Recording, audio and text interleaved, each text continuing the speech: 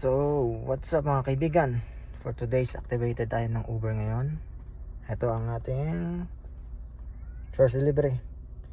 So, 15 kilometers. Ito mga order niya. Ayan, pizza. So, biyahe nito is 16 minutes. 10 kilometer. So, let's do it. So, yan guys. Malapit pala ito sa bahay namin. So, waiting tayo sa second booking. $8 yon for pizza.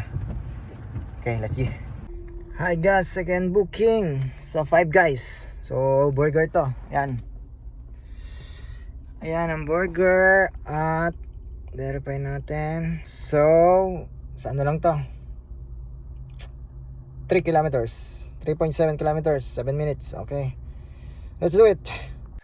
So ayun guys, na-deliver na natin yung second natin apartment, 215. So kailangan natin lagay dun sa pintuan dahil may note, live in front of my door. So ganun, antay tayo ng third booking. So guys, pangatlong booking, ito ay fish and chips. Bango. So yan, so 6 kilometer, 30 minutes. Let's do it. So guys, yung isa kanina sa fish and chips may nadagdag sa kanya. Dito naman sa isang masala. Pangalan is chili. Chili yung pangalan, pang ano, Indiano. Bango, sarap nito. So deliver na ulit tayo dun sa isa. Let's do it. So guys, na-deliver na natin yung isa. So dalawa to, 'di ba? Yung isa na-deliver na sa likod, basement daw siya nakatira. Bango. Tapos ito natitira. So deliver na uli natin to. 3 kilometers, 7 minutes. Let's go. So guys, na-deliver na natin yung dalawa. Bali nakatambay ngayon tayo rito sa may McDo. So baka may mag-book dito.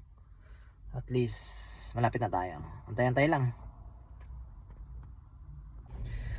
Yun guys, dumidilim na. May nakuha tayo pang 5. Subway. So deliver natin 8 kilometers, 12 minutes. Let's go. So guys, nakauwi na tayo. So ang kinita natin ngayon ay online tayong 3 hours. Active is 145. So kumita tayong $38. So ito ko sa inyo. Ayan, $38. So ang kinita natin, ayun, sa tingin nyo worth it kaya yan?